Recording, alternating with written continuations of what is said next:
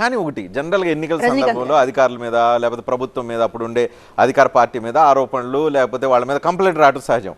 కానీ first time in the history right from volunteer గ్రామ సచివాలయం, జిల్లా అధికారులు, జిల్లా పోలీస్ అధికారులు, డీజీపీ, సిఎస్ అందరి మీద కంప్లైంట్లు వస్తూ ఉన్నాయి. అందరి మీద కంప్లైంట్ చేస్తున్నారు. ఈ పరిస్థితి ఇప్పటివరకు ఆంధ్రప్రదేశ్లో జరిగి ఉండకపోవచ్చు నాకు గుర్తున్నంత వరకు. ఎందుకు ఇంత పరిస్థితి వచ్చింది? ఇప్పుడు అన్ని వ్యవస్థలని కూడా బెదిరించేటటువంటి ప్రయత్నం చేస్తున్నారు, గెలవలేమని. అంతకు మించి వేరే ఇంకొక కారణం లేదండి.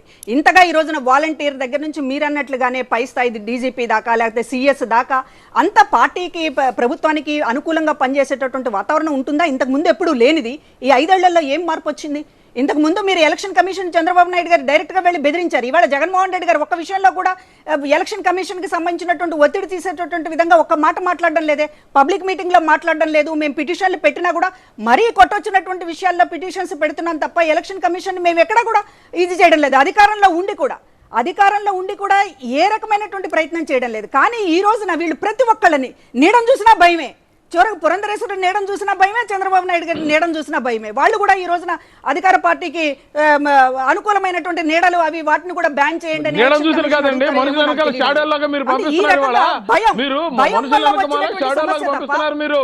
మీరు ఫోన్ ట్యాపులు చేయడం ఇవన్నీ చేస్తున్నారు కాబట్టి ఇవాళ మేము ఎలక్షన్ కమిషన్ చెప్పాల్సి వస్తుంది. మీ అప్రెడ్డి గారు కూడా ఇచ్చారు కదా కంప్లైంట్. మరి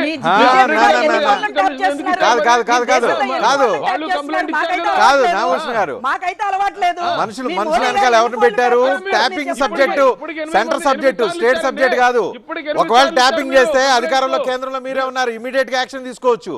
ట్యాపింగ్ చేశారని అనుమానం ఉంటే ఎలాగో జరుగుతుంది. రజనీకాంత్ గారు, మనకి దొంగతనం జరిగిన తర్వాత దానికి టైం పడుతుంది. అన్ని జరుగుతాయి, అన్ని దొరుకుతాయి, మీరేం కంగారు పడాల్సిన పని లేదు. ఇవాళ పద్మ గారిని డైరెక్ట్ గా అడుగుతున్నాను, ఏమి పెట్టి ఇవాళ మహిళగా ఉన్నారు కదా వారు, ఆ మద్యపాన నిషేధం లేకుండా మేము ఎలక్షన్ రావని చెప్పారు. ఇప్పుడు ఎలా చెప్తారు ప్రజలు? అధికారుల సంగతి తేల్చండి, తర్వాత ఉంది. ఇంకా 35 రోజులు ఉంది. రోజుకు ఒక అధికారుల సంగతి మాట్లాడదాం. దేనికైనా చెప్పగలవు.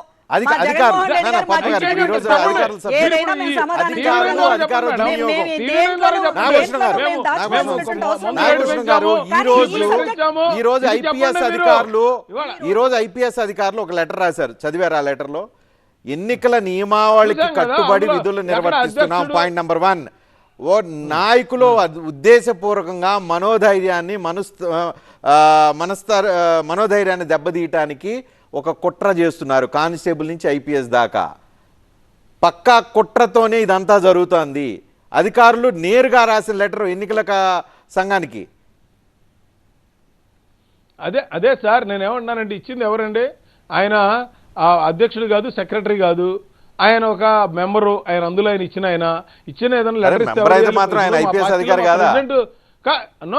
నేను ఒకటి చెప్తానండి, కొన్ని ఉంటాయండి. మరి వీళ్ళందరూ కొంతమంది జగన్మోహన్ రెడ్డి గవర్నమెంట్ రావాలని కోరుకునే వాళ్ళు అభిమానం ఇస్తూ ఉంటారు. ఇప్పుడు లెటర్ ఇచ్చిన వాళ్ళు లెటర్ ఇచ్చిన వాళ్ళు అందరూ జగన్మోహన్ రెడ్డి రావాలనుకుంటున్న వాళ్ళు. నేను అలా కాదు. నేను ఏంటన్నానండి, అధ్యక్షుడు మీరు అన్నారు కదా ఎవరైనా ఇవ్వచ్చని. మీరు ఇప్పుడు ఆయన ఏ ఉద్దేశంతో ఇచ్చాడు? మేము ఒక భారతీయ జనతా పార్టీగా ఆఫీసర్లు సరిగా పనిచేయమని మేము చెప్తా ఉంటే ఆయన వెళ్ళి లెటర్ ఇచ్చాడంటే మాకు సంబంధం. మనోస్థైర్యం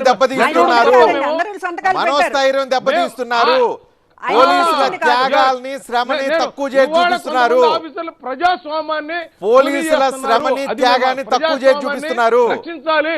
ఏమండి, పోలీసుల్లో ఎంతో మంది నీతి నిజాయితీ హానెస్ట్ ఎంతో మంది ఉన్నారండి. కొన్ని వందల మంది, లక్షల మంది ఉన్నారు.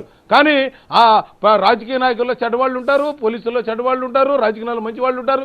నేను అడిగేది ఏంటంటే, రాజకీయాల్లో ఇవాళ ప్రజాస్వామ్యాన్ని కాపాడుతున్న అధికారులు ప్రజాస్వామ్యాన్ని కాపాడమని మేము అడుగుతున్నాం తప్పితే వాళ్ళ మీద మాకు ఎటువంటి వ్యక్తిగత దేశం లేదు. మేము ఇచ్చాము ఇలా జరిగిందని, జరిగిన తర్వాత దానికి ఎలక్షన్ కమిషన్ వాళ్ళు ఎంక్వైరీ చేసుకుని వాళ్ళు ఇస్తున్నారు తప్పితే దానికి మాకు ఎటువంటి సంబంధం లేదు. మేము తప్పు జరిగితే ఒక పోలీస్ స్టేషన్ దగ్గర కంప్లైంట్ ఇస్తామండి, ఎంక్వైరీ చేసి దాన్ని చేయాల్సిన బాధ్యత ఆ సర్కిల్ ఇన్స్పెక్టర్ది. అటువంటి కార్యక్రమాల్లోనే ఇదిగో మీరు ఇందాకన్నారు బొకే చిన్నది, షాల్ చిన్నది. ఏంటంటే చిన్నది, ప్రైమ్ మినిస్టర్ డీజోల్లోకి వాటర్ బాటిల్ చేస్తామంటే పోలీసులు ఏమైపోయారండి?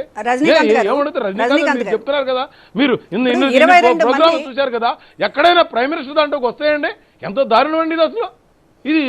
దీనికి ఆన్సర్ చెప్పలేక మీరంత అధ్వానంగా సభ జరుపుకున్నారు. ప్రైమ్ మినిస్టర్ అనేది మీకు అసలు లెక్కే లేదు. ఏమండి ఇప్పుడు కాదండి, ఆ సభ కూడా గొడవ వదిలేయండి. ఆయన కావాలని ఆలోచిస్తున్నారు తెలుసు. తెలిసినా కూడా అసలు విషయంలోకి వెళ్ళకుండా సభ చుట్టూ తిప్పుతున్నారు ఆయన టాపిక్ ని. సభ చుట్టూ కావాలని తిప్పుతున్నారు నాగభూషణం గారు. మనం ఆ ట్రాప్ లో పడాల్సినటువంటి అవసరం లేదు. ఈ రోజున 22 మంది ఐపీఎస్లకు సంబంధించినటువంటిది మీరు ఎస్టాబ్లిష్ చేసింది ఏమిటి? మీ ఎవిడెన్స్ ఏంటి? ఈ రోజున వాళ్ళు గవర్నమెంట్ కి అనుకూలం లేకపోతే ఎలక్షన్ విధులకి విఘాతం కలిగిస్తారు ప్రజాస్వామ్యానికి అనేటటువంటి ఎటువంటి ఆధారాలు లేకుండా కేవలం మీ బుర్రలో పుట్టినటువంటి పేర్లన్నీ రాసేసి ఆల్టర్నేటివ్ కూడా, అంటే ఎంత డిక్టేటర్షిప్ చూడండి ఈ రోజున పురంధరేశ్వర గారికి. అంటే జాతీయ స్థాయిలో అధికారంలో ఉన్నాం కదా అని చెప్పి ఈ రోజున వాళ్ళు గట్టిగా పోటీ చేసేదేమో 10 అసెంబ్లీ స్థానాలకి, 6 లోక్సభ స్థానాలకి, 6 లోక్సభ స్థానాలకి 10 అసెంబ్లీ స్థానాలకి నిబద్ధత 5 భాషల్లో మాట్లాడగలదు. ఆమెకి చాలా కేంద్ర మంత్రి చేసింది, మంచి ఎక్స్పీరియన్స్ ఉంది. అందులో మీకు ఎటువంటి అనుమానం లేదు. ఉన్న జరిగినటువంటి వాస్తవాన్ని మేము మాట్లాడాలంటే ఎక్కడా కూడా వైసీపీలకు మేము భారతీయ జనతా పార్టీ ఈ రోజు ఈ దేశ సమగ్రత కాపాడడానికి కానీ ఈ దేశం యొక్క రక్షణ వ్యవస్థలో కానీ ఎక్కడైనా ఒక మనుషులు గౌరవించేదంటే ఈ రోజుకి మేము ఎక్కడికి వస్తున్నామంటే భాష మేము తప్పము, లైన్ తప్పము, మనుషులు గౌరవిస్తాము, వాసిరెడ్డి గారి పద్మ గారంటే కూడా మేము రెస్పెక్ట్ చేస్తాము, మహిళలు రెస్పెక్ట్ చేస్తాం. కానీ మీరు ఎక్కడా కూడా అటువంటిది లేకుండా మహిళలకి రోజులు జరుగుతూ ఉంటే మీరు ప్రైమ్ మినిస్టర్ లాంటి ఇలాంటి జరిగితే మీరు ఏమీ మాట్లాడకుండా మిమ్మల్ని చూసి భయపడాలి పనే ఉందండి. రేపు సెంట్రల్లో 25 పార్లమెంట్ వస్తాయి, 170 160 అసెంబ్లీ వస్తాయి. అది భయం పట్టుకుంది మీకు. మీరు ఓడిపోతామని భయం పట్టుకుంది. మీరు చేసిన తప్పులు రేపు కేసులు వస్తాయని మీకు భయం పట్టుకుంది. మీరు ఇవాళ మీరు ఎంత వాదించినా ఏమి చేసినా ప్రజలు మాత్రమే డిసైడ్ అయిపోయారండి. ఒకటే చెప్పండి నాగభూషణం గారు, బేస్లెస్ గా ఆరోపణలు ఎట్లా చేస్తారు మీరు ఐపీఎస్ మీద 22 మంది మీద? పైగా ఆల్టర్నేటివ్ పేర్లు మీరే చెప్తారా? అర్థం కాలేదు మేడం. జరిగిన ఎవిడెన్స్ కూడా పెట్టాం కదా. సభ చాలు కదా మీకు, సభ చాలు కదా, సభ చాలు కదా. ఇంకా తెలుగుదేశం పార్టీ కోసం మీరు పనిచేయడం ఏంటి? మీరు కూటమి కడితే కట్టారు, ఎన్నికలు పొత్తులు మీ కొన్ని సీట్ల కోసం చేశారు. కానీ వాళ్ళు తెలుగుదేశం పార్టీ ఎజెండాని మీరు ఎందుకు నెత్తినెత్తుకుంటున్నారు? కాంగ్రెస్ వైసీపీ రెండు ఒకటే. మేము రాజనీతి రాజకీయం కోసం చేయము, రాజనీతి రాజకీయం కోసం చేయము, డెవలప్మెంట్ కోసం చేస్తాము. మేము ఎన్డీఏ కూటమి డెవలప్మెంట్ డెవలప్మెంట్ కోసం ప్రూఫ్స్ చూపించి ఆరోపణలు చేయకుండా కేవలం ఇవాళ చంద్రబాబు కోసం పనిచేస్తారు. ఎలక్షన్ కమిషన్ మేము ప్రూవ్ చేస్తే మేము సస్పెండ్ చేసే అధికారం, ట్రాన్స్ఫర్ చేసే అధికారం మాకు లేదు. ఎంక్వైరీ చేయడానికి కూడా మీకు ఎలిగేషన్ ఉండాలి కదా.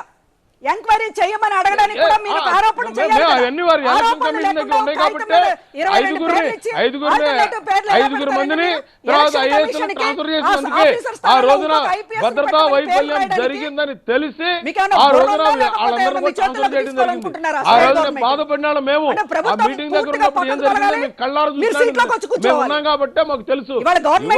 ఇవాళ మీరు చేసే పనులన్నిటికీ ప్రజలందరూ తిరస్కరించారు కాబట్టి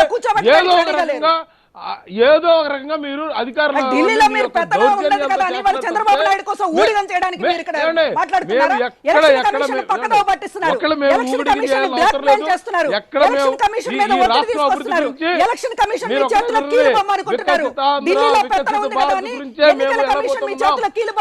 వినాశనమైనటువంటి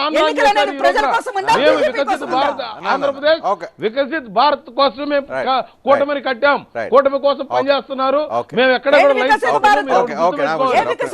ఆధారాలు లేకుండా 6